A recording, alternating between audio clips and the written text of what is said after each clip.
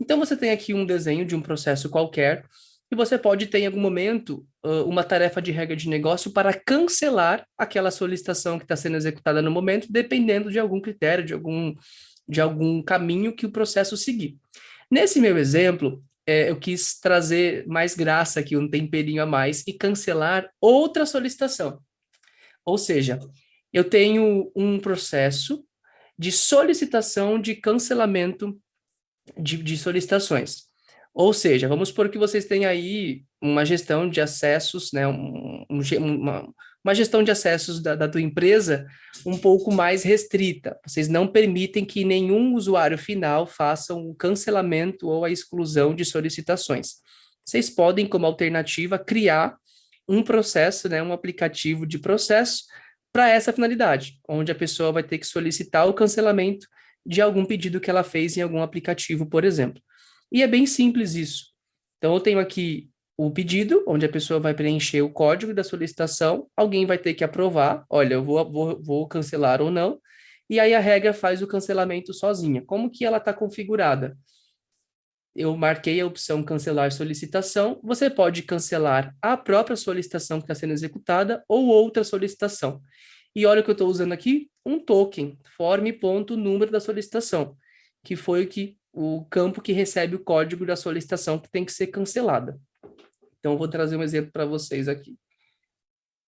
Eu tenho aqui na minha outra janela anônima, estou com outro usuário e eu tenho os relatórios de um processo de integração. Tá vendo esse código 133? É 1333? Eu vou pegar isso aqui para solicitar o cancelamento. Então, eu vou testar. Vou vir aqui, iniciar teste. Vou enviar requisição. Ó, número da solicitação. Tá vendo? Aí eu vou colocar 1333. Acabou. Ele já encerrou o processo. Eu vou só atualizar a página. Ó, cancelado. Tá vendo? 1333. Você consegue cancelar outra solicitação. Isso aqui é um exemplo pontual que eu usei para exemplificar para vocês em um caso onde o usuário ele pode solicitar o cancelamento de alguma outra solicitação. Tá tranquilo, tá claro? Vitor, eu não tô vendo o chat, tá? Se alguém fizer uma pergunta aí, você me interrompe.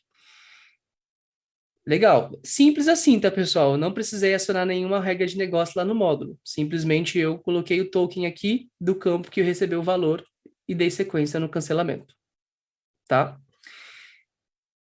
Vamos partir então para o meu segundo exemplo. Mais uma vez, a gente vai passar pelas outras operações. Mais uma vez, pessoal, a gente está usando isso daqui só para exemplificar. Nós não recomendamos que você crie vários processos dentro do mesmo aplicativo. Aqui, ó, eu vou usar as operações congelar e descongelar, preencher campo do formulário, o Vitor até usou isso daí no exemplo dele, e também adicionar descrição na solicitação. Então, assim, eu estou usando um desenho que vai fazer a execução de 4 operações: congelar, preencher campo, descongelar e adicionar mensagem na solicitação. Só, Esse Diogo, daqui, a pessoal, diferença só desse preencher campo é que ele não utiliza uma regra de negócio, né? Só para o pessoal, só para é ficar claro. Ele não utiliza uma isso regra, ele aí. simplesmente preenche o campo. Isso aí, ó. Aqui, pessoal, na configuração desta regra, eu estou usando congelar solicitação. Nesta regra, eu estou usando a operação modificar o valor do campo do formulário. Então, você pode modificar o valor de um campo do formulário pontualmente através da regra de negócio, utilizando esta operação, sem necessariamente ter uma regra configurada lá no menu, no módulo de regras de negócio. Essas operações, pessoal, elas são pontuais e exclusivas do processo. As regras que o Vitor apresentou, elas podem ser reaproveitadas em outros processos, tá? Em outros aplicativos. Aqui eu estou usando a operação descongelar e aqui eu estou usando a operação adicionar mensagem. Qual que é o contexto, Jonathan, para você ter colocado tantas regras assim? Imaginem um processo de formalização de vendas, ou seja, está em fase de formalização do status daquela negociação, ou é venda ganha ou venda perdida, por exemplo, tá? Só que em paralelo a isso, está rolando um processo também de assinatura de contratos. Então, a gente tem aqui a formalização que está rolando e a gente também é ágil aqui na minha empresa, a gente já mandou uma solicitação em outro processo para o time de contratos, e aí está rolando duas solicitações pertinentes à mesma venda, tá? Então, o que que eu vou fazer aqui? Qual que é a minha regra, na verdade, antes de eu entrar no teste, tá? Enquanto está nessa tarefa de formalização, ela tem que acontecer em 7 dias corridos. Então, esse meu timer vai aguardar 7 dias. Se ela não for formalizada, né, se a pessoa responsável por essa tarefa não informar se a venda ganha ou perdida em 7 dias, o meu processo de contratos, a minha solicitação de contratos paralela a essa, tem que ser congelada, porque o meu time de contratos não deve dar sequência ali nos trâmites contratuais se o cliente, né, não bater o martelo aqui nesse processo, tá, de formalização. Então, ele congela lá aquela solicitação de contratos. E ele também tem que informar que, olha, eu congelei o processo de contratos. Em algum momento você tem que descongelar para que ele possa dar sequência lá, né? Caso a formalização aconteça. Então é onde eu preenchi um campo do formulário. Esse campo me pergunta: descongelar o processo de contratos? Isso aqui é um campo, tá? E aí eu estou colocando aqui o valor sim. Tá? Então eu estou preenchendo esse campo com valor sim. Quando o pessoal de vendas aprovar essa tarefa, esse gateway vai perguntar: olha, eu tenho que descongelar o processo de contratos? E aí ele vai ler esse campo aqui. Se o campo descongelar processo de contratos for igual a sim, eu vou ter que congelar. Ele vai subir para cá. Se não, ele vai seguir o processo normalmente. Qual que é a situação que ele não tem que descongelar? Justamente quando não passou 7 dias. Se tudo aconteceu em menos de 7 dias, não tem processo de contratos congelado e ele segue aqui para T2 direto, e nenhuma regra de negócio é disparada. Então, no meu exemplo, só é disparada as regras na exceção, tá? Então, vamos lá. Depois que ele sobe para cá, ele descongela e ainda ele adiciona uma mensagem. Como é que eu configurei isso daqui, ó? Adicionar mensagem na solicitação. Coloquei um texto fixo, tá? Eu poderia usar um token também aqui, um token de formulário, onde eu poderia adicionar uma mensagem na solicitação com base em uma informação preenchida no campo. Então, vou exemplificar para vocês aqui. Testar. Vou enviar a solicitação. Ó, número da solicitação do processo de contratos. Vou pegar meu outro exemplo aqui. Ó, assinatura de contratos. Somente teste. Tá vendo que eu tenho 2112? Vamos simular que essa aqui é a solicitação paralela àquela, tá? 2112. Então, eu tenho que vir aqui, vou preencher 2112. Vou salvar, tá? Essa informação. Em paralelo, gente, repare que aqui o Vitor tinha os testes dele aqui, tá? Foquem na T01, formalizar resultado da negociação, e também está rolando em paralelo aqui o timer, que seria esse timer aqui, que ele tem um prazo de 7 dias. Eu vou concluir ele na mão, justamente para vocês verem essa simulação aqui. Quando passou 7 dias e a negociação não foi fechada, acontece a execução das regras de negócio, ó, e ele preencheu aqui o campo. Mais uma vez, também, assim como o Vitor fez, eu só exibi esse campo para vocês verem que ele preenche esse campo, porque essa tarefa de negócio preenche o campo, enquanto do 2112, ó, estava em andamento, é congelado, tá? Então, eu congelei aqui essa solicitação. Perfeito. Agora, quando eu concluir a T01, o meu processo de contrato já está congelado, ele vai ter que subir para descongelar e adicionar uma mensagem nessa própria solicitação de negociação. Então, eu vou concluir. Ó, aqui ele foi para T2, essa mensagem foi adicionada, ó, essa formalização excedeu o prazo de 7 dias corridos para ser fechada. Exatamente a mensagem que eu coloquei aqui. Essa formalização excedeu o prazo de 7 dias para ser fechada.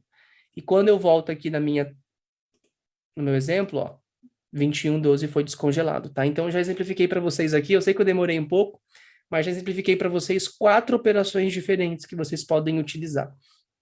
Vocês podem ver o melhor contexto aí do ambiente de vocês, tá?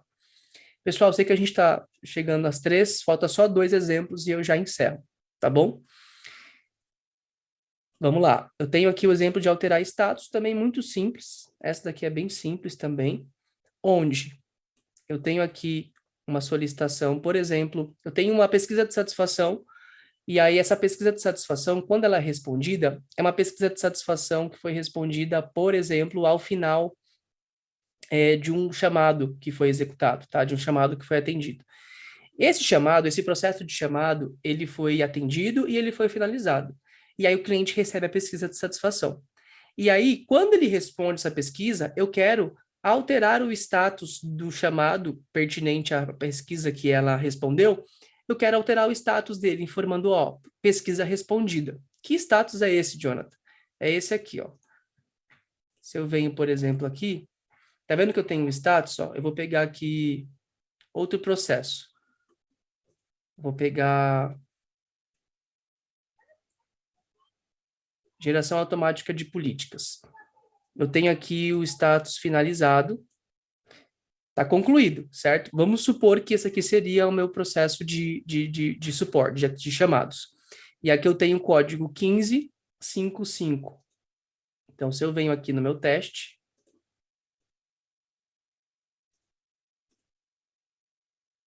enviar requisição, número do chamado 1555, tá? É claro que aqui a gente está trazendo exemplos mais simplistas, que tem que ser preenchido o número do chamado.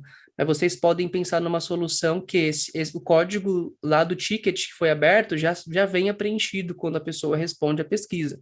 Também dá para fazer isso, tá? Só que aí é um recurso que requer também um conhecimento mais técnico. Vou colocar aqui satisfeito e vou concluir. A minha regra, só para vocês verem como está configurado, ó, modificar o status de uma solicitação finalizada. Então, esse é o ponto, tem que estar finalizada, tá? Aí, qual solicitação? A solicitação que eu preenchi no campo chamado número do chamado e o resultado, pesquisa respondida. Tá vendo que eu tenho o resultado que vai ser adicionado naquela solicitação? Então, tem que definir aqui também o resultado, tá? Se eu venho aqui, então, pesquisa respondida. Tá? Então, ele alterou o status de outra solicitação já finalizada. Também muito simples, né? E esse último aqui é alterar o status da solicitação. Perdão, é alterar o solicitante da solicitação. Então, eu tenho aqui, por exemplo, um processo de abertura de tickets, onde o Victor abriu um chamado em meu nome. E aí eu preciso depois colocar o Jonathan como solicitante, né? Porque se o Victor abre um chamado em meu nome, via processo, ele é o solicitante. E aí eu preciso alterar o solicitante para mim, com base num campo que eu preenchi do formulário.